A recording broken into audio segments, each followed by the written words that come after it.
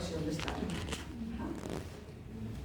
Y fíjense, el líquido, que es un medicamento, funciona diferente si lo pones en sanos, si lo pones en embarazadas con prevenciones quirúrgicas, dependiendo de la patología, es el tiempo que va a durar en el espacio intravascular. Y este estudio que me encanta porque los griegos son bien chistosos. Hay que hacer un concurso en que quien tome más agua gane. Ahí está el gringo tomando agua. ¿Qué creen que le pasó?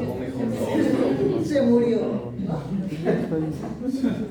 Y los gringos, ¿qué? Sí, vamos a entregar las tareas cuando acabe la clase. Pero si era agua. Antes de irnos. Es el padre. Antes de irnos, se la puedo ir a todas opciones. Dice, nada es veneno y todo es veneno. Deja de meterte mis tomas. Considera que es el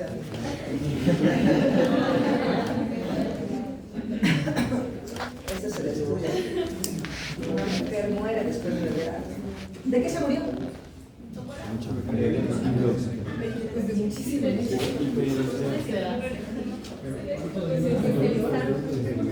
¿En dónde? No sé. Se dice mucho que estaba en un estado. No, ni siquiera fue endotelial. Acuérdense que esta disfunción importante del cerebral, ¿se acuerdan de la merinolisis central continua por reanimación? Sí. Se le fundió el cerebro. Y los del programa de radio. Voy a agregar eso. El changuito viendo de lado. Estas son las 4 indicaciones de reposiciones intravenosas. Para reanimar, para mantener, para reponer o para nutrir. Aunque para nutrir no se usan líquidos, es nutrición parenteral, ¿estamos? Vamos a hablar del pequeño rubro que nos corresponde a esta pequeña especialidad, que es la reanimación. La reanimación tiene estas 4 fases: de rescate, de optimización, de estabilización y desescalamiento. Van Sant, que es un intensivista súper histriónico, pero que tiene buenas ideas, dijo que la mnemotecnia era ROSE, ¿no? Rescate, optimización, estabilización y desescalamiento, ¿no? 4 también. En la reanimación, o sea, en la primera indicación de la primera fase, la única función de aumentar, de echar un líquido intravenoso, ¿cuál es? La única.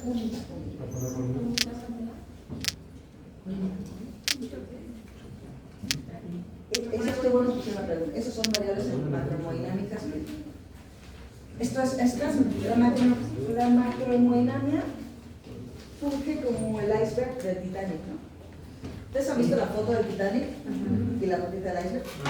Y todos se murieron todos. ¿Por qué se murieron? Sí, pero ¿por qué se desmadró el Titanic? Si el iceberg se le veía así una puntita. Porque por abajo.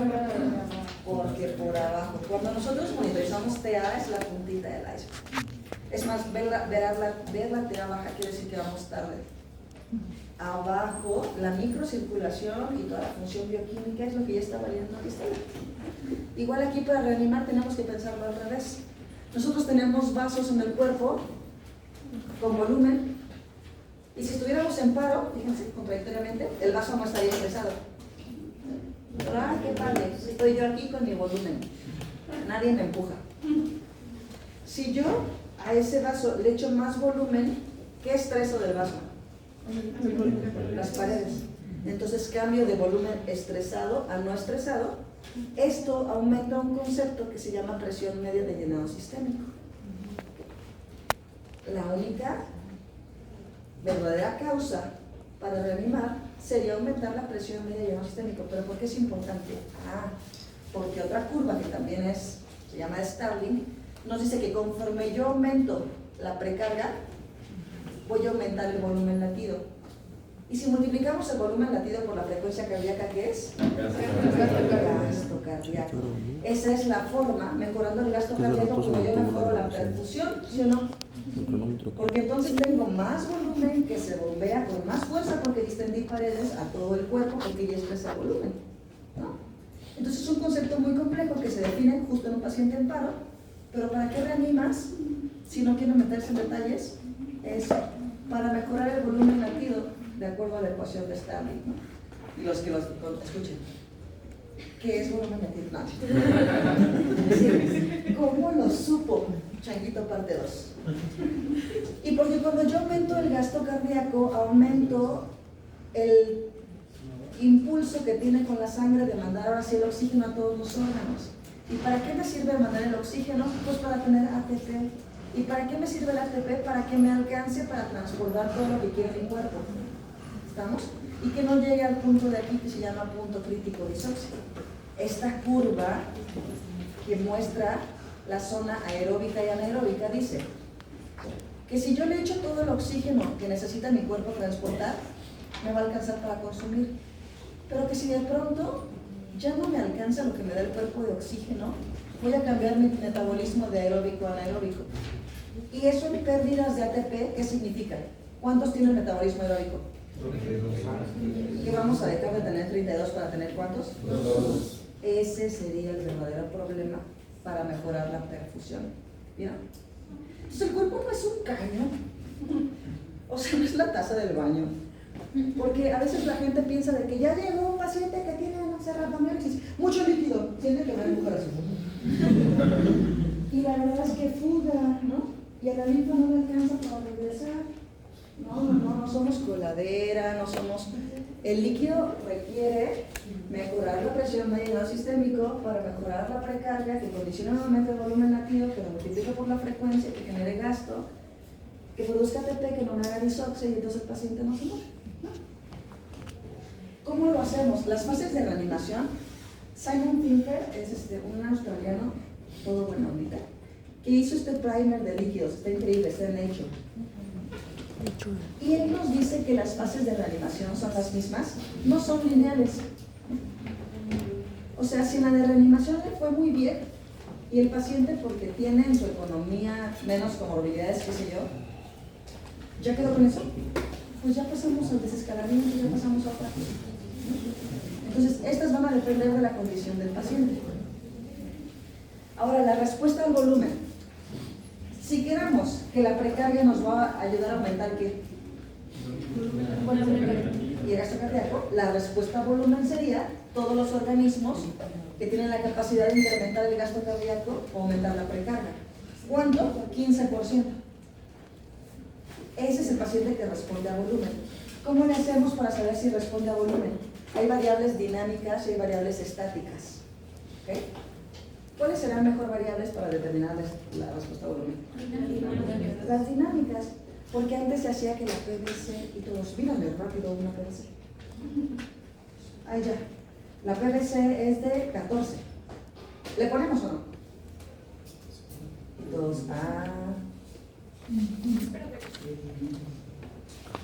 hicieron hay una gráfica preciosa de Flores Spot que dijeron valorar respuesta a volumen con base en la PVC y tenía un 50% de probabilidades de atinar.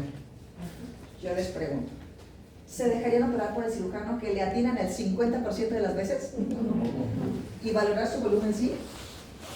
No, por eso ya no se usan las estáticas, se usan las dinámicas.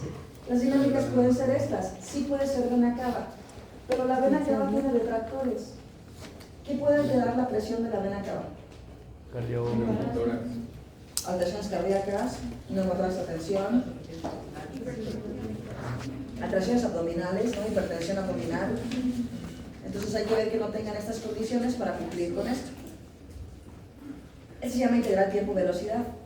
Es una medida del eje cardíaco que nos dice cuántos eritrocitos pasan aquí, cuánto volumen pasa.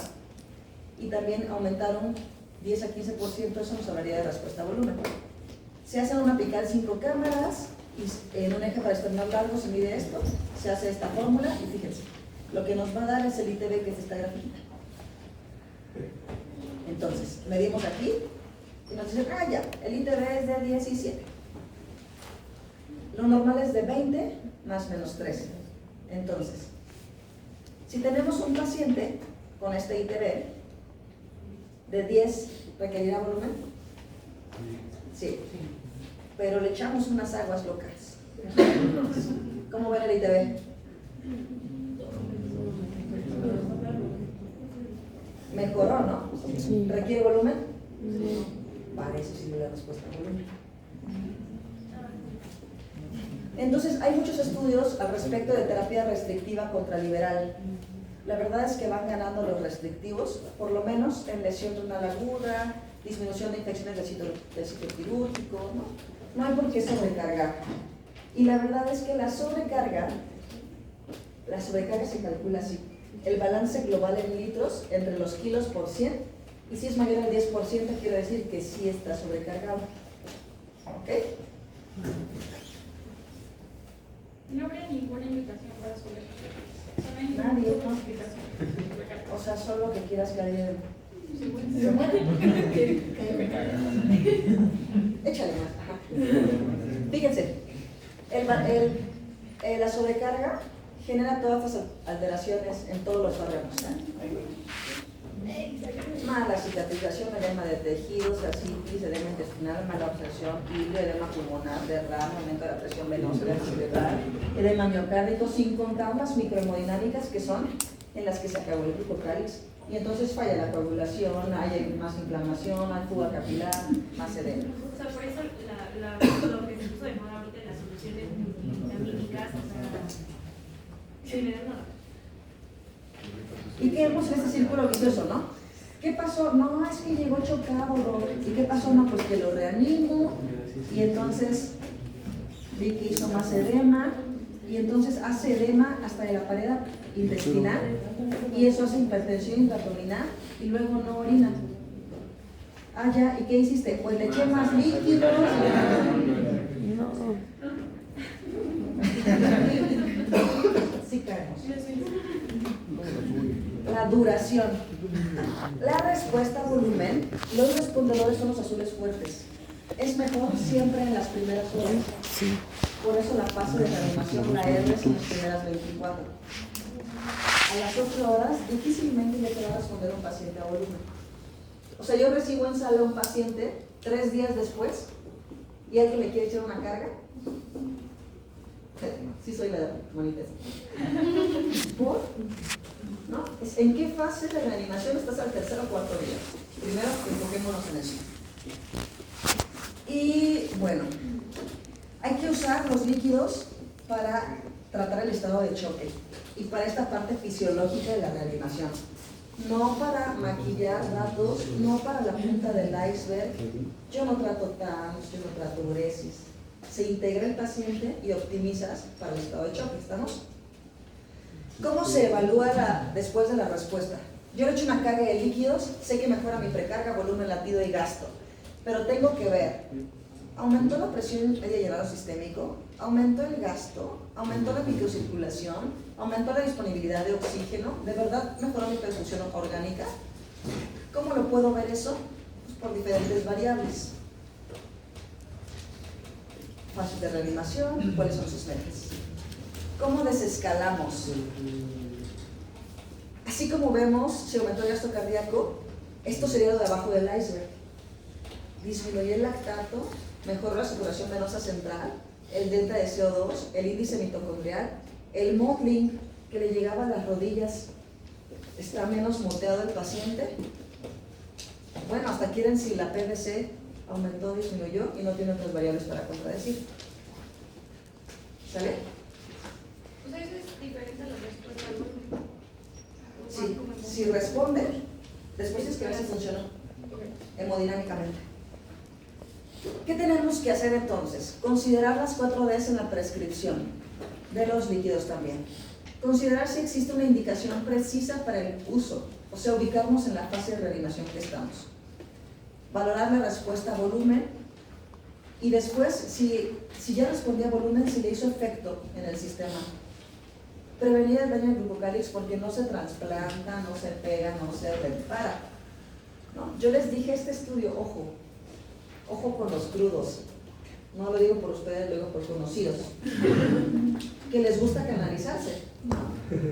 Se hizo un estudio de individuos sanos en los que les infundían 1 litro de solución salina y les valoraban la perfusión renal.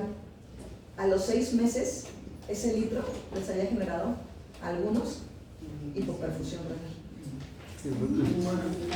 Eran individuos sanos.